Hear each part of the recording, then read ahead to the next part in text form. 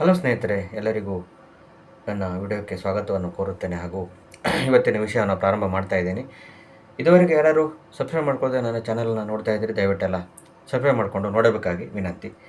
ವಿಷಯ ತುಂಬ ಇಂಪಾರ್ಟೆಂಟ್ ಆಗಿರೋದರಿಂದ ಎಲ್ಲೂ ಸ್ಕಿಪ್ ಮಾಡದೆ ಪೂರ್ತಿ ವಿಡಿಯೋವನ್ನು ವೀಕ್ಷಣೆ ಮಾಡುವಂತೆ ಕೇಳಿಕೊಳ್ಳುತ್ತೇನೆ ಹಾಗೂ ಎಲ್ಲರೂ ಸೌಖ್ಯವಾಗಿ ಇರುವಿರೆಂದು ತಿಳಿದು ವಿಡಿಯೋವನ್ನು ಪ್ರಾರಂಭಿಸುತ್ತಿದ್ದೇನೆ.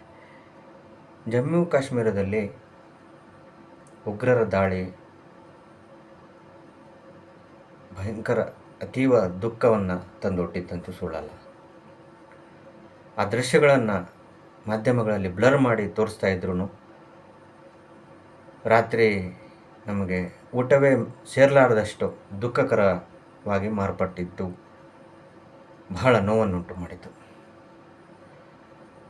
ಹಿಂದೂಗಳನ್ನು ಹುಡುಕಿ ಕೊಲ್ಲುವಂಥದ್ದು ಉಗ್ರರು ಇವತ್ತಿನ ಕೃತ್ಯ ಅಲ್ಲ.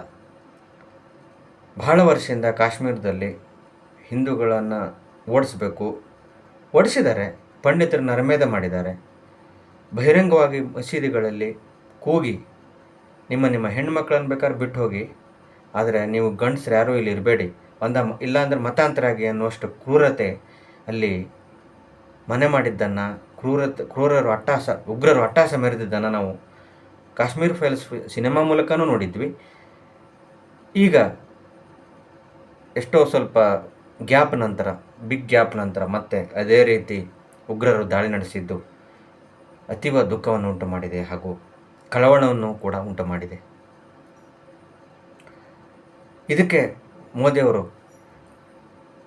ಹಾಗೂ ಅಮಿತ್ ಶಾ ಅವರು ಉಗ್ರರು ತಕ್ಕ ಬೆಲೆ ತೆರಬೇಕಾಗತ್ತೆ ಅಂತೇಳಿ ಟ್ವೀಟ್ ಮಾಡಿದ್ದು ಸ್ವಲ್ಪ ಸಮಾಧಾನವನ್ನು ತಂದರೂ ಹೋದ ಪ್ರಾಣಗಳನ್ನು ಮಾತ್ರ ವಾಪಸ್ ಬರೋದಿಲ್ಲ. ಇದೇ ಸಮಯದಲ್ಲಿ ವಿರೋಧ ಪಕ್ಷಗಳು ಸದ್ಯದಲ್ಲಿ ಎಲೆಕ್ಷನ್ ಇಲ್ಲ ಅಂತ ವಿಚಾರ ಮಾಡಿ ಸುಮ್ಮನೆ ಇರಲಬಹುದು. ಯಾಕೆ ಅಂತಂದರೆ ಪುಲ್ವಾಮಾ ದಾಳಿ ಆದಾಗ ಭಾರತ ಏರ್ ಸ್ಟ್ರೈಕ್ ನಡೆಸ್ತು. ಅದನ್ನೇ ರಾಜಕೀಯವನ್ನಾಗಿ ಬಳಸಿಕೊಂಡಂತಹ ಕಾಂಗ್ರೆಸ್ ಮತ್ತು ಅದರ ತತ್ಸಮಾನ ಪಕ್ಷಗಳು ಅದರದ ಪ್ರೂಫ್ ಕೇಳಿದವು, ಸಾಕ್ಷಿ ಕೇಳಿದವು. ಈ ಬಾರಿನೂ ಅವರು ಸಾಕ್ಷಿ ಕೇಳದೆ ಬಿಡುವುದಿಲ್ಲ ಅಂತ ನನಗನ್ಸುತ್ತೆ. ಬಟ್ ಅದಕ್ಕೂ ಮೊದಲು ಮೋದಿ ಹಾಗೂ ಅಮಿತ್ ಶಾ ಅವರು ಯಾವ ರೀತಿ ಅವರ ಮೇಲೆ ಪ್ರತೀಕಾರ ತೀರಿಸ್ಕೋತಾರೆ ಅನ್ನೋದು ಕೂಡ ಕುತೂಹಲವಾಗಿ ಉಳಿದಿದೆ ಹಾಗೂ ಅರ್ಜೆನ್ಸಿ ಕೂಡ ಇದೆ. ನಮ್ಮ ಭಾರತೀಯರಲ್ಲಿ ಇದೆ, ನಮ್ಮಂತಹ ದೇಶಭಕ್ತರಲ್ಲಿ ಬಹಳ ನಮ್ಮನೆ ಒತ್ತಡ ಹಾಗೂ ರಕ್ತ ಕುದಿಯುತ್ತಿದೆ ಅನ್ನೋದು ಸುಳ್ಳಲ್ಲ. ಅಮೆರಿಕ ಉಪಾಧ್ಯಕ್ಷರು ಭಾರತ ಭೇಟಿ ನೀಡಿದ ಸಂದರ್ಭದಲ್ಲಿ ದಾಳಿ ನಡೆದಿದ್ದು ಹಾಗೂ ಮೋದಿಯವರು ಗಲ್ಫ್ ಕಂಟ್ರಿಗೆ ಭೇಟಿ ನೀಡಿದ್ದು ಸಮಯದಲ್ಲೇ ಈ ದಾಳಿ ನಡೆದಿದೆ ಅನ್ನೋದು ಇನ್ನೂ ಅನುಮಾನಗಳನ್ನು ಹೆಚ್ಚು ಮಾಡ್ತಾ ಇದೆ. ಹಾಗಾಗಿ ಇದು ಪಾಕಿಸ್ತಾನದ ಒಂದು ಉಗ್ರ ಸಂಘಟನೆ ಲಷ್ಕರ್ ಎ ತೊಯ್ಬಾದ ಸಮಾನ ಹಾಗೂ ಅದರ ರಿಲೇಟೆಡ್ ಒಂದು ಸಂಘಟನೆ ಹೊತ್ಕೊಂಡಿದೆ ಅಂತಂದರೆ, ಪಾಕಿಸ್ತಾನ ಇಷ್ಟು ಭಿಕ್ಷೆ ಬೇಡುವ ಪರಿಸ್ಥಿತಿಗೆ ಹೋದ್ರೂ ಭಾರತದ ಮೇಲೆ ಕತ್ತಿ ಮಸಿಯುವುದು, ಭಾರತದ ಸಾರ್ವಭೌಮತೆಗೆ ಧಕ್ಕೆ ತರುವುದು ಹಾಗೂ ಕಾಶ್ಮೀರದ ಕುರಿತಾಗಿ ಇನ್ನೂ ಅದರ ವಿಷ ಕಕ್ಕುವಿಕೆ ಮುಗಿದಿಲ್ಲ ಅನ್ನೋದು ಸಾಬೀತಾಗಿದೆ. ಮುಗಿದಿಲ್ಲ ಅನ್ನೋದು ಇನ್ನೊಂದು ಸಲ ಪ್ರೂವ್ ಆಗಿದೆ. ಮೊನ್ನೆ ಅದೇ ದೇಶದ ಸೇನಾ ಜನರಲ್ ಒಬ್ಬ ಪಾಕಿಸ್ತಾನದ ಒಂದು ಸಭೆಯಲ್ಲಿ ಮಾತನಾಡುತ್ತಾ, ನಾವು ನಮ್ಮ ನಿಮ್ಮ ಮಕ್ಕಳಿಗೆಲ್ಲ ಅಲ್ಲಿ ನೆರೆದಿದ್ದ ಸಭಿಕರಿಗೆ, ಅಲ್ಲಿ ಪಾಕಿಸ್ತಾನದ ಅಧ್ಯಕ್ಷನು ಅವನು ಎಲ್ಲ ಕುಂತಿದ್ರು, ನಮ್ಮ ದೇಶದ ಮಕ್ಕಳಿಗೆಲ್ಲ ನಾವು ಪಾಕಿಸ್ತಾನದಲ್ಲಿ ಹೋರಾಟ ಮಾಡಿದಂತಹ ಮಹನೀಯರ ಬಗ್ಗೆ ಹೇಳಬೇಕು. ಅಂದರೆ ಇಲ್ಲಿ ನಮ್ಮ ಇದು ಬೇರೆ, ಇದು ಬೇರೆ, ಸಿದ್ಧಾಂತಗಳು ಬೇರೆ, ಭಾರತದ ಸಿದ್ಧಾಂತಗಳು ಬೇರೆ. ಈ ರೀತಿ ಎಲ್ಲ ರೀತಿಯಿಂದ ಹೇಳಿಕೆ ಕೊಡ್ತಾ ಇದ್ದವ ಹಿಂದೂಗಳ ಮೇಲೂ ವಿಷ ಕಾರಿದ್ದ. ಹಾಗಾದರೆ ಇದು ಪಾಕಿಸ್ತಾನ ಸೇನಾ ಪ್ರಾಯೋಜಿತ ಕೃತ್ಯವೇ ಅಂತ ಖಂಡಿತವಾಗಿ ಹೇಳ್ಬೋದು. ಯಾಕೆಂತಂದರೆ ಮುಂಬೈ ದಾಳಿನೂ ಫಸ್ಟಿಗೆ ಅದು ಅಲ್ಲಗಳಿತ ಬಂದ್ರೂ ತನ್ನ ಪ್ರಜೆಗಳೇ ಅಲ್ಲ ಅಂತಂದ್ರೂ ತದನಂತರ ಅದಕ್ಕೆ ಸೇನಾ ಮುಖ್ಯಸ್ಥರು, ಪಾಕಿಸ್ತಾನದ ಸೇನೆಯೇ ಅದಕ್ಕೆ ಸಹಾಯ ಮಾಡಿದ್ದು ಹಾಗೂ ಆ ಉಗ್ರರು ಪಾಕಿಸ್ತಾನದವರೇ ಅನ್ನೋದು ಪ್ರೂವ್ ಆಗಿತ್ತು.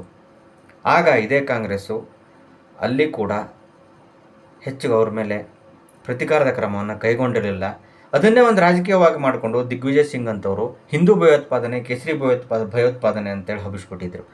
ಈ ರೀತಿ ಪುಣ್ಯಕ್ಕೆ ಕೇಂದ್ರದಲ್ಲಿ UPA ಸರ್ಕಾರದಂತಹ ಅಥವಾ ಇಂಡಿ ಮೈತ್ರಿಕೂಟ ಸರ್ಕಾರದಂತಹ ಅಸಂಬದ್ಧ ಸರ್ಕಾರ ಒಂದಿಲ್ಲ.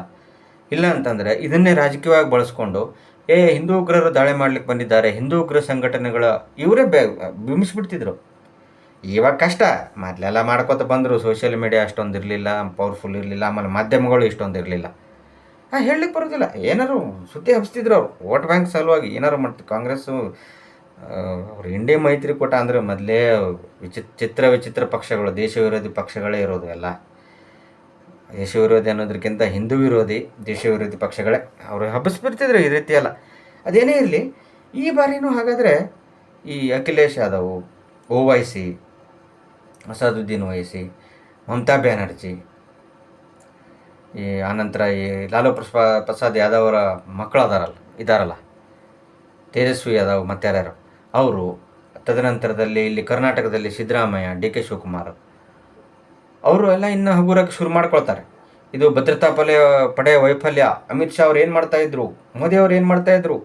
ಆಮೇಲೆ ಈ ಸೋಷಿಯಲ್ ಮೀಡಿಯಾದಲ್ಲೆಲ್ಲ ಈ ಕಾಂಗ್ರೆಸ್ ಕಾರ್ಯಕರ್ತರು ಟೂಲ್ ಕಿಟ್ ಗ್ಯಾಂಗ್ ಶುರುವಾಗತ್ತೆ ಇನ್ಮೇಲೆ. ಮೋದಿಯವರಲ್ಲಿ ಇದರಲ್ಲಿ ದುಬೈನ ಗಲ್ಫ್ ಕಂಟ್ರಿ ಒಳಗೆ ಮಜಾ ಮಾಡ್ಲಿಕ್ಕೆ ಹೋಗಿದ್ರು. ಇಲ್ಲಿ ನೋಡ್ರಿ ಉಗ್ರರ ಅಟ್ಟಹಾಸಗೊಯ್ದುಬಿಟ್ರು. ನಮ್ಮ ಸರ್ಕಾರ ಇದ್ರೆ ಇಷ್ಟೊತ್ತಿಗೆ BJP ಬೊಂಬ ಹೊಡಿತಿತ್ತು. ಇವ್ರೇನು ಮಾಡ್ತಿದ್ದಾರೆ, ಅದರಲ್ಲೂ ರಾಜಕೀಯ ಶುರು ಇನ್ಮೇಲೆ ನೋಡಿ ನೀವು ಬೇಕಾದ್ರೆ. ಸೋಷಿಯಲ್ ಮೀಡಿಯಾದಲ್ಲಿ ಆಗಲೇ ಸ್ಟಾರ್ಟ್ ಆಗಿರುತ್ತೆ ಈಗಾಗಲೇ. ಏನೇನೇನೋ ಹಬ್ಬಿಸ್ಬಿಡ್ತಾರೆ. ಅಂದರೆ ಬೇಕಂತ ಹೇಳಿ ನಾವು ಮಾಡಿಸಿಬಿಟ್ರು. ಇವರಿದ್ದಾಗ ಬೇಕಂತ ಮಾಡಿಸಿದ್ದಾರೆ ಎಷ್ಟೋ ಸಲ, ಎಲ್ಲ ನೋಡಿದ್ದೀವಿ. ಹಿಂದೂಗಳ ಕಾಶ್ಮೀರದಲ್ಲಿ ಇದು ಫೈಲ್ಸ್ ಪಿಕ್ಚರಲ್ಲಿ ಗೊತ್ತಾಗತ್ತೆ, ಫಿಲ್ಮಲ್ಲಿ ಗೊತ್ತಾಗತ್ತಲ್ಲ ಯಾವ ರೀತಿ ಬಿಟ್ಬಿಟ್ರು. ಉಮರ್ ಅಬ್ದುಲ್ಲಾ ಓಡೋಗ್ಬಿಟ್ನಂತೆ ಕಾಶ್ಮೀರದ ಮೇಲೆ ಗಲಾಟೆ ಭಯಂಕರ ಆಗಿದ್ದಕ್ಕೆ. ಅವನ ಮಗನೇ ಇದ್ದಾನೆ ಈಗ ಮುಖ್ಯಮಂತ್ರಿ. ಇದಕ್ಕಿಂತ ದುರಂತ ಇನ್ನೇನು ಬೇಕು, ಇದಕ್ಕಿಂತ ವಿಪರ್ಯಾಸ ಇನ್ನೇನು ಬೇಕು. ಅಂಥವ್ರು ಸರ್ವನಾಶ ಆಗಲಿಕ್ಕೆ ಏನಾರು, ಅವ್ರಿಗೆ ತಕ್ಕ ಶಿಕ್ಷೆ ಆಗಲಿಕ್ಕೆ ಏನಾರು ಒಂದು ಕಾನೂನು ಪ್ರಕಾರ ಕರೆಕ್ಟಾಗಿ ಅವ್ರ ಮೇಲೆ ಒಂದು ಈಗಿನ ಸರ್ಕಾರ, ನಮ್ಮ NDA ಸರ್ಕಾರ ಕ್ರಮ ಕೈಗೊಳ್ಳಿಕ್ಕೆ ಹೋಗುತ್ತೆ. ತಕ್ಷಣ ಅವ್ರು ಸುಪ್ರೀಂ ಕೋರ್ಟಿಗೆ ಹೋಗ್ಬಿಡ್ತಾರೆ. ಸುಪ್ರೀಂ ಕೋರ್ಟಲ್ಲಿ ಈ ಚಂದ್ರಚೂಡ್ ಅಂತವರು ರಾತ್ರಿ ಅವ್ರನ್ನ 2 ಸಲ ಬೇಕಾದ್ರೂ ಬೆಂಚ್ ಕರೆದು ಅವರಿಗೆ ಜಾಮೀನು ಕೊಟ್ಬಿಡ್ತಾರೆ. ಈ ತಿಸ್ತಾ ಸೆಟಲ್ವಾಡ್ ವಿಷಯದಲ್ಲಿ ಆಯ್ತಲ್ಲ, ಆ ರೀತಿ ಭಾಳಷ್ಟು ಜನರಿಗಾಗಿದೆ. ನಂಗೆ ಇನ್ನೊಂದು ಅರ್ಥ ಆಗಲಿಲ್ಲ. ಈ ನೂಪುರ್ ಶರ್ಮಾನ ಆ ರೀತಿ ದಿಗ್ಬಂಧನ ಹಾಕಿ ಅವ್ರನ್ನ ಅಜ್ಞಾತವಾಸದಲ್ಲಿ ಕೂಡಿಸಿದ್ರು ಇದೇ BJP ಅವರು. ಅವರ ಭಾಷಣದ ತುಣುಕನ್ನಷ್ಟೇ ದೇಶಾದ್ಯಂತ ಹರಿಬಿಟ್ಟು ಈ ಮೊಹಮ್ಮದ್ ಜುಬೇರ್ ಅನ್ನುವಂತಹ ಸೋಕಾಲ್ಡ್ ಇವನು ಒಬ್ಬ ಯಾವುದೋ ಯಾವುದೋ ಒಂದು ಮಾಡ್ಕೊಂಡಿದ್ದ. ಈಗ ಇವರು ಕರ್ನಾಟಕ ಸರ್ಕಾರದವ್ರು ಫ್ಯಾಕ್ಟ್ ಚೆಕರ್ ಅಂತ ಹಾಕಿದ್ರಲ್ಲ ಅವನ ದೊಡ್ಡ ಅವ, ಜಾಮೀನು ತಗೊಂಡು ಆರಾಮ ದೇಶ ತುಂಬ ಎಲ್ಲಿ ಬೇಕಲ್ಲಿ ಓಡಾಡ್ತಾನೆ. ಇದು ನಮ್ಮ ದೇಶದ ದುರಂತ ಇದು. ತದನಂತರ ಈಗ ಇಸ್ರೇಲ್ ಅವರು ದಾಳಿ ಮಾಡಿದ್ರಲ್ಲ, ಗಾಜಾಪಟ್ಟಿ ಮೇಲೆಲ್ಲ ದಾಳಿ ಮಾಡಿದ್ರಲ್ಲ, ಆವಾಗೆಲ್ಲ ಹಮಾಸ್ ಉಗ್ರರು, ಹಮಾಸನ್ನು ಬೆಂಬಲಿಸುವಂಥ ಮನಸ್ಥಿತಿಗಳಿಗೆ ಈ ಕಾಶ್ಮೀರದಲ್ಲಿ ಹೀಗಾಗಿದ್ದು ಭಾಳ ಖುಷಿಗೆ ತಂದಿರುತ್ತೆ ನನ್ನ ಲೆಕ್ಕ. ಯಾಕಂದರೆ ರಿವರ್ಸ್ ಅಲ್ವ ಇವರು. ಇವರಿಗೆ ಯಾವಾಗ ಬುದ್ಧಿ ಬರುತ್ತೆ ಅಂತಂದರೆ, ಹಿಂದೂಗಳು ಯಾರು ಅಂತ ಕೇಳಿ ಆ ಸಂಘಟನೆಗಳು ಹೊಡೆದ್ರಲ್ಲ, ಆ ಸಂಘಟನೆಗಳನ್ನು ಇನ್ನೊಂದು ರಿವರ್ಸ್ ಸಂಘಟನೆ ಹುಟ್ಕೋಬೇಕು. ಇದೇ ಕಾಶ್ಮೀರದಲ್ಲಿ ಮುಸ್ಲಿಮ್ರು ಯಾರು ಅಂಥೇಳಿ ಪಾಕಿಸ್ತಾನ ಮುಸ್ಲಿಮ್ರನ್ನು ಗುರಿಯಾಗಿಸಿ ಹೊಡಿಬೇಕು.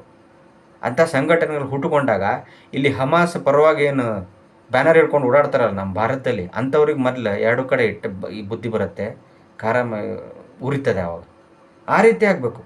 ಯಾವಾಗತ್ತೆ ಇಡೀ ಜಗತ್ತನ್ನು ತುಂಬ ಇಸ್ಲಾಮಿಕ್ ಉಗ್ರರು, ಐಸಿಸ್ ಟೆರರಿಸ್ಟ್ ನೋಡಿದ್ವಿ. ಅದು ಯಾವುದೋ ದೇಶದಲ್ಲಿ ಒಂದು ಸಲ ಅಂತೂ ಚಿತ್ರಮಂದಿರನ ಅದು ಯಾವುದೋ ಮನೋರಂಜನೆ ಮೇಲೆ ದಾಳಿ ಮಾಡಿ 100 ಎಷ್ಟೋ ಜನರನ್ನು ಕೊಂದುಬಿಟ್ಟಿದ್ರು. ಐಸಿಸ್ ಉಗ್ರರನ್ನು ಹೇಗೋ ಈಗ ಸದ್ಯ ಉಪಟಳ ಕಡಿಮೆ ಆಗಿದೆ ಅಂತಂದರೆ ಅಲ್ಲಿ ಇರ್ತಾರೆ. ಬಟ್ ಅಮೇರಿಕನೇ ಹೊಡೆದಾಕಿದೆ, ಬೇರೆ ದೇಶಗಳು, ರಷ್ಯಾದವರು ಅವರು ಹೊಡೆದಾಕಿರ್ಬೋದು. ಆದರೆ ಭಾರತಕ್ಕೆ ಮಗ್ಗಲು ಮುಳ್ಳುವಾಗಿ ಆಗಿರುವಂತಹ ಪಾಕಿಸ್ತಾನವನ್ನು ಈ ಸಮಯದಲ್ಲಿ ಮೋದಿ ಅಮಿತ್ ಶಾ ಅವರು ಹೇಗಾರು ಮಾಡಿ ಪೂರ್ತಿ ಸದೆ ಬಡಿಬೇಕು ಅವ್ರನ್ನ. ಯಾಕೆಂತಂದರೆ ಆರ್ಥಿಕವಾಗಿ ಇದು ಮಾಡಿದರು, ನಮ್ಮ ಭಾರತದಲ್ಲಿ ನೋಟ್ಬಂದಿ ಮಾಡಿದರು, ಕರೆನ್ಸಿ ಚೇಂಜ್ ಮಾಡಿದರು. ತನ್ಮೂಲಕ ಬರೋಬ್ಬರಿ ಹೊಡೆತ ಪಾಕಿಸ್ತಾನಕ್ಕೆ ಬಿತ್ತು. ತದನಂತರ ಪಾಕಿಸ್ತಾನಕ್ಕೆ ಹೋಗಿ ಅಪರಿಚಿತ ಬಂದೂಕುದಾರಿಗಳು ಭಾರತಕ್ಕೆ ಬೇಕಾಗಿರುವಂಥ ಮೋಸ್ಟ್ ವಾಂಟೆಡ್ ಉಗ್ರರನ್ನು ಸದೆ ಬಡಿತಾ ಇದ್ದಾರೆ. ಅದು ಒಂದು ಸಂತಸದ ವಿಷಯ. ಇನ್ನು ಈ ರೀತಿ ಅವರು ಮಿಲ್ಟ್ರಿ ಡ್ರೆಸ್ಸಲ್ಲಿ ಬಂದಿದ್ರಂತೆ ಇವತ್ತು. ಪಾಪ ಅವರು ಈ ಜನರಿಗೆ ಗೊತ್ತಾಗಲಿಲ್ಲ, ಅದಕ್ಕಾಗಿ ಮಿಲ್ಟ್ರಿ ಅವರು ಅಂತ ಹೇಳ್ಕೊಂಡು ಅವರು ಮಾತಾಡ್ಲಿಕ್ಕೆ ಹೋಗಿದ್ದಾರೆ. ಚಲೋ ಆಗ್ಬಿಡ್ತು ಅವ್ರಿಗೆ. ಇಲ್ಲಾಂದ್ರೆ ಓಡಾರ ಹೋಗ್ತಿದ್ರು, ಅಟ್ಲೀಸ್ಟ್ ಒಂದಷ್ಟು ಮಂದಿ ತಪ್ಪಿಸ್ಕೋಬೋದಿತ್ತು. ಮಿಲ್ಟ್ರಿ ಡ್ರೆಸ್ ಅವ್ರನ್ನ ಬಂದಲ್ಲಿ, ಅಂದರೆ ಭಾರತೀಯ ಸೇನೆಯ ಸಮವಸ್ತ್ರದಲ್ಲಿ ಬಂದಂತಹ ಉಗ್ರರು ಈ ರೀತಿ ಕೃತ್ಯವನ್ನು ಎಸಗಿದ್ದಾರೆ ಅಂತಂದರೆ ನಮ್ಮ ಭಾರತದ ಮೇಲೆ ಇದು ದಾಳಿ ಅಂದರೆ ನಮ್ಮ ಭಾವನೆಗಳ ಮೇಲೆ ಮಾಡಿದಂತಹ ಪಾಕಿಸ್ತಾನ ಪ್ರೇರಿತ ದಾಳಿ ಇದು. ಅಂದರೆ ಪಾಕಿಸ್ತಾನ ಉರಿದು ಹೋಗ್ತಾ ಇರುವಂತಹ ಒಂದು ದೀಪ. ದೀಪ ಅನ್ನೋದು ಅವ್ರಿಗೆ ಆ ಶಬ್ದನೂ ಸೂಟ್ ಆಗೋದಿಲ್ಲ. ಒಂದು ಉರಿ, ಒಂದು ಬೆಂಕಿ, ಒಂದು ಹೊಲಸು ಯಾವುದೋ ಒಂದು ಇದರದ್ದು ಬೆಂಕಿ ಹತ್ಕೊಂಡಂಗೆ. ಆ ಬೆಂಕಿ ಬಹಳಷ್ಟು ಉರಿತಾ ಇದೆ ಈಗ. ಉರಿದು ಮುಗಿತಾ ಬಂದಿದೆ. ಅರ್ಧ ಮುಗಿಸಿದ್ದಾರೆ. ಮೋದಿ, ಅಮಿತ್ ಶಾ ಅವರು ಕೂಡ ಅರ್ಧ ಮುಕ್ಕಾಲು ವರ್ಷ ಮುಗಿಸಿದ್ದಾರೆ. ಇನ್ನೊಂದು 20% 25% ಇರ್ಬೋದು. ಅದನ್ನು ಈ ಬಾರಿ ಈ ಅವಕಾಶ ಇನ್ನೊಂದು ಸಲ ಬರೋದಿಲ್ಲ ಅಂತ ತಿಳ್ಕೊಂಡು ಅವ್ರನ್ನ ಮಗ್ಲು ಮುರಿಬೇಕು ಪಾಕಿಸ್ತಾನದ್ದು. ಅದ್ರ ಸಂತಿಗೆ ಚೀನಾ ಬಂದರೆ ಚೀನಾ ಮಗ್ಲನ್ನು ಮುರಿಬೇಕು ಈ ಸಲ. ಎರಡೂ ದೇಶಕ್ಕೂ ಮುಟ್ಟು ನೋಡ್ಕೊಳ್ಳೋಂಗೆ ಮಾಡಬೇಕು ಮೋದಿ ಮತ್ತು ಅಮಿತ್ ಶಾ ಅವರು ಕೂಡಿ ಅಂತ ನಾನು ಅವರಲ್ಲಿ ವಿನಂತಿ ಮಾಡ್ತೇನೆ. ಯಾಕೆಂತಂದರೆ ಎಷ್ಟು ವರ್ಷ ಅಂತ ಸಹಿಸ್ಕೋಬೇಕು. ನಾವು ಸಣ್ಣಿರುವಾಗೂ ನೋಡಿದ್ವಿ, ಆವಾಗ ಹೊರಗೆ ಬರ್ತಿದ್ದಿಲ್ಲ. ಈಗ ಅಟ್ಲೀಸ್ಟ್ ಏನಾಗಿದೆ ಅಂತ ಗೊತ್ತಾಗ್ತಿದೆ. ಗೊತ್ತಾದ್ರೂ ಒಂದು ಲೆಕ್ಕದಲ್ಲಿ ಒಳ್ಳೆಯದು. ಸಣ್ಣಿರುವಾಗ ಗೊತ್ತಾಗಿಲ್ಲ ಅಂತ ಹೇಳಿ ಏನೇನೋ ಮಾಡಿಬಿಟ್ರಿ ಇವರು.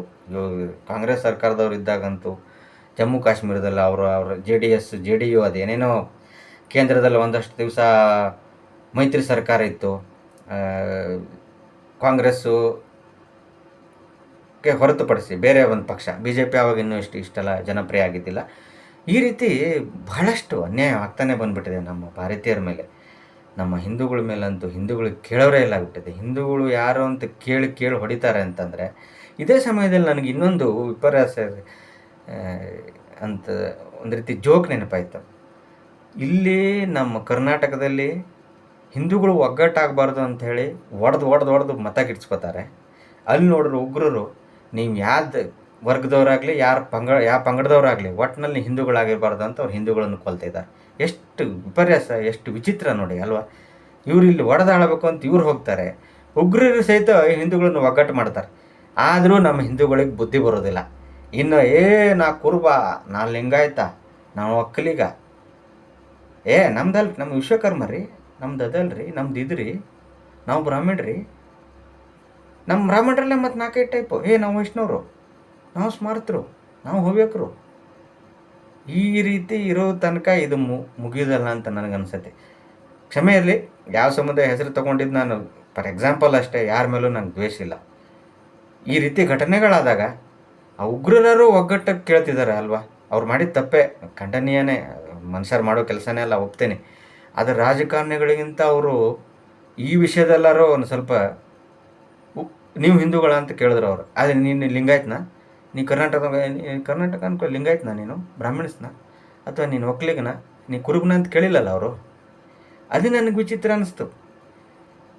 ಇಂಥ ಘಟನೆ ನಡಬಾರ್ದು, ಘೋರ ಅನ್ಯಾಯ.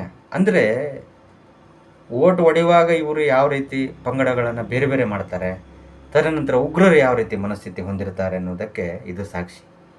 ಈಗೂ ನಾವು ಎಚ್ಚೆತ್ತುಕೊಳ್ಳಿಲ್ಲ ಅಂತಂದರೆ ನಮ್ಮ ತಲೆಮಾರೇ ಲಾಸ್ಟ್ ಆಗ್ಬೋದು, ಅಥವಾ ಇನ್ನೊಂದು 10-20 ವರ್ಷದಲ್ಲೇ ಕಾಶ್ಮೀರ ಪರಿಸ್ಥಿತಿ ಕರ್ನಾಟಕಕ್ಕೆ ಬಂದರೂ ಅಚ್ಚರಿ ಪಡಬೇಕಾಗಿಲ್ಲ.